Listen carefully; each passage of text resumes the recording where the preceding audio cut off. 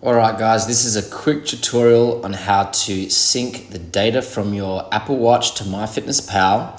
So MyFitnessPal adds the calories that your Apple Watch detects to the calories remaining on the MyFitnessPal dashboard. So we want to go into MyFitnessPal, go to More on the bottom right corner here, go to Steps, and the second one down, Apple Watch, track steps with Apple Watch. We want to click on this one, and then we want to go to Update App Permissions, the Health App Permissions button, and then it'll prompt us to go into the Health app. So we want to go into the Health app. We want to go into our profile icon in the top right corner here. We want to go under Privacy and click Apps and go into MyFitnessPal, and then we want to toggle on down the bottom here, Steps, walking plus running distance, and workouts.